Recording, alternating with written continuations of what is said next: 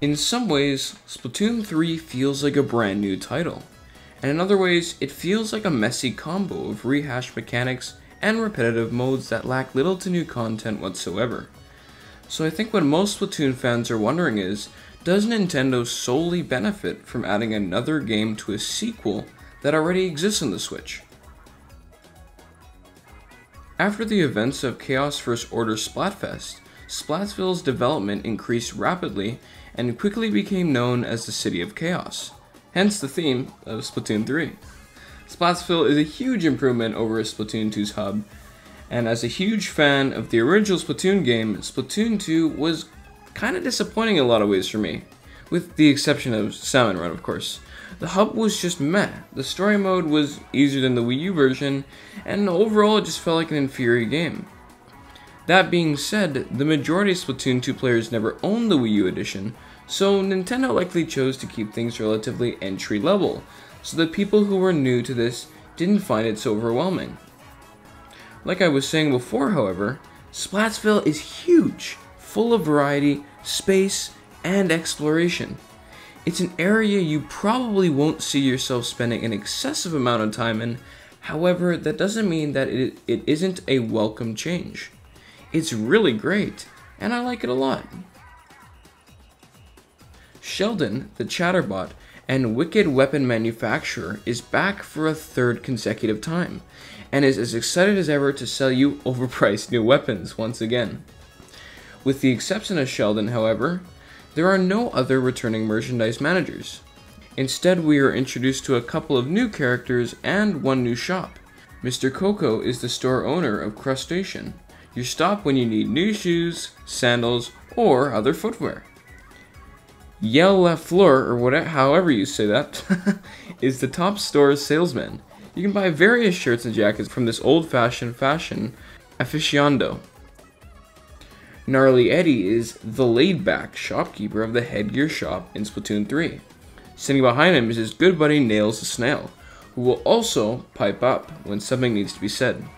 You can buy hats, glasses, and other headgear from them. Oh, and of course, merch returns from Splatoon 2.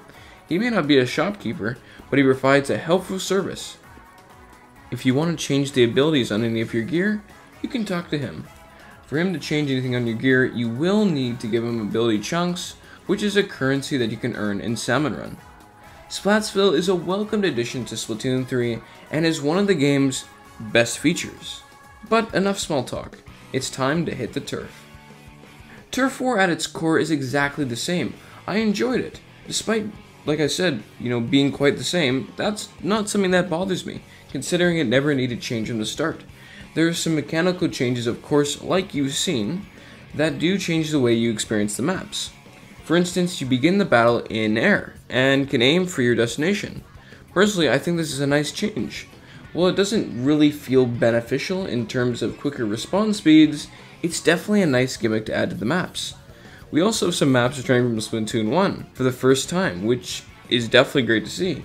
A couple from Splatoon 2, and of course some additional maps exclusive to the third installment.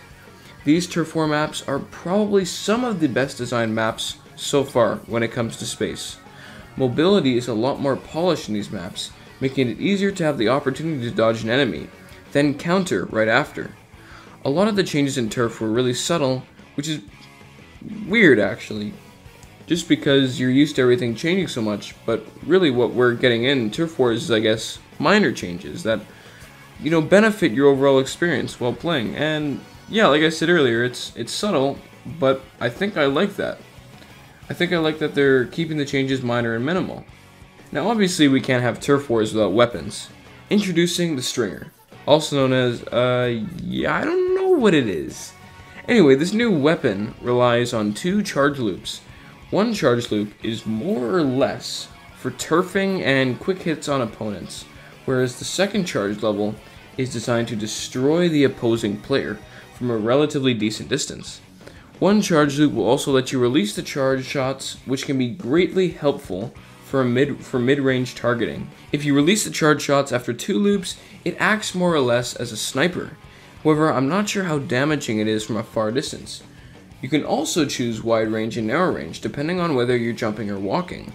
The The Stringer and Tri-Stinger is good. I liked it. Probably wouldn't use it much, but I think some people will really enjoy it. I can't really say the same though for the Splatana. It's definitely trying to be a mixture of the ink brush and the octobrush, and the roller isn't anything special. It's pretty much in between with the other rollers. Honestly, I would probably describe the Splatana as a stealth weapon, because it has long range and can splash ink quite far. However, it's considerably slow, which is kind of a given, but I just feel like it's not a weapon you're going to benefit from using as much as maybe the octobrush. Obviously, it doesn't have to be used as a stealth weapon, but again, you're not benefiting with it whether you use it as a stealth weapon or not. Unfortunately, its killer feature is pretty much camping and charging, and hiding behind an obstacle with a fully charged Splatana is basically the best way to use the weapon, unfortunately.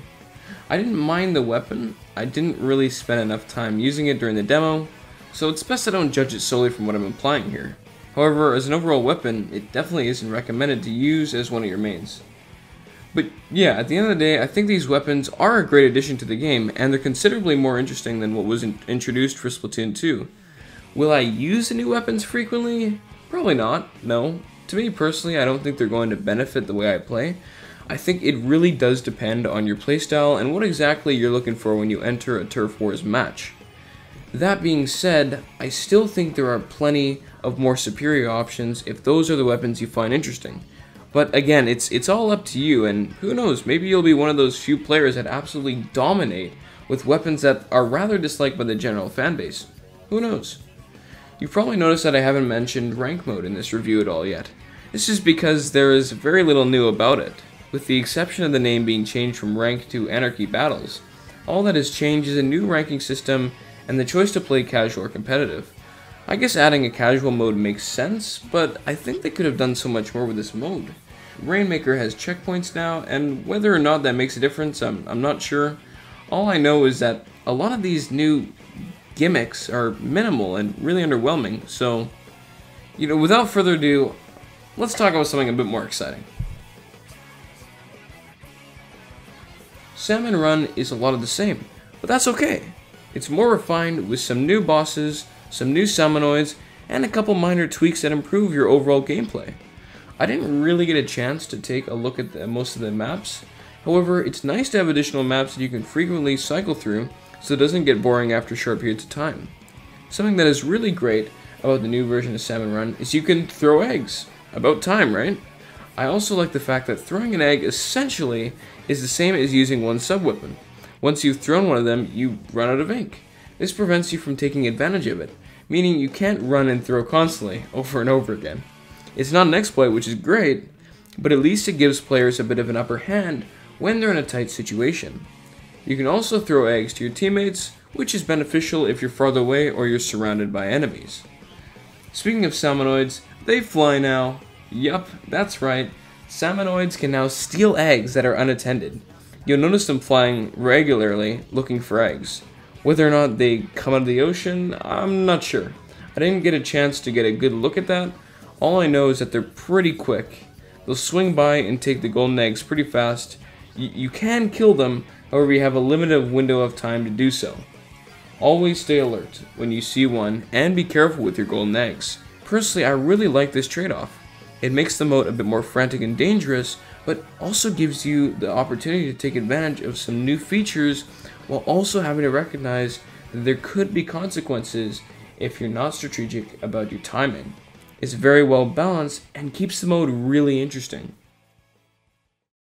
A brand new single player is also available with Splatoon 3, and by available I mean you really don't need to play it, honestly. I was really excited for the single player mode when the game was initially revealed. I assume we would get a chaotic desert theme or something to that effect, but it's nothing like that, unfortunately. It's pretty much the same generic theme as the previous games. You have your hub world, of course, and different regions you can roam around in once you've unlocked that area. Once again, Marie and Callie are back, which for the record I think is great. They're definitely underrated, and I much prefer them over the other characters from Splatoon 2. However, they aren't given any new interesting dialogue. They are pretty much there to guide you and compliment you. And unfortunately, I think they could have been better utilized. Now, with all that being said, I still had fun. It's a good option to have if you're bored from playing Turf War or ranked modes. However, you shouldn't go in with any major expectations. There are no scrolls in this game, so you won't be looking for cool secret locations, and there aren't really any new enemies that will change the way you advance the level. The reason I prefer Splatoon 1 story mode over 2 and 3 is because it was one of a kind, and everything about it was fresh and original. But with its sequels, it's just feels repetitive and effortless. I understand Splatoon 2 and 3 story mode being easy for newcomers, but that doesn't mean it has to be super intuitive or uninteresting. At the end of the day, it's really your choice whether you want to put 10 plus hours into its single player mode or just leave it alone entirely. Unfortunately, I can't really recommend it because you're not going to benefit from playing it. So, it's completely up to you. There are so many changes in Splatoon 3 compared to Splatoon 2, but it feels very much like the same thing that we got with Splatoon 1 and Splatoon 2. Splatoon 3 feels like a bigger upgrade overall, however most of its changes are less dramatic than the changes that we saw in the previous game. Nearly all the changes are very small, so from an initial glance it looks like nearly the exact same game. I think a lot of casual fans who only play the game every once in a while may be really scratching their head on this one. Right now, I would still say yes, it is worth it, but I would be lying if I said that I wasn't a bit disappointed that they didn't do something bigger. Something more exciting, like the single player mode having a desert theme overworld, or some side quest that involves scrolls, rather than the same thing over and over again. Of course the game is improved, absolutely, but I believe it could have been so much more. Honestly, if you're happy with Splatoon 2, then I get it. I mean, I still play Splatoon 1 all the time. It's just my favorite. It's my go-to and always will be my go-to.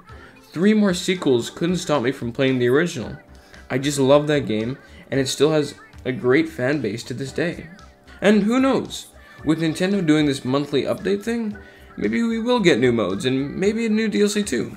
I'm sure this game will eventually become, really good, but for casual fans right now, I think this game is going to be a harder sell. And I'm a bit disappointed for saying that, to be honest, because I really wanted to be blown away by this game, and I went into it being super excited, and I came out feeling just a bit underwhelmed. I still like the game, don't get me wrong, but in terms of huge new content, there's just not much here. Overall, from what I've played and what I've seen, footage-wise, it definitely has progressed, and is a good improvement over its predecessor, but it just hasn't done anything revolutionary as of yet.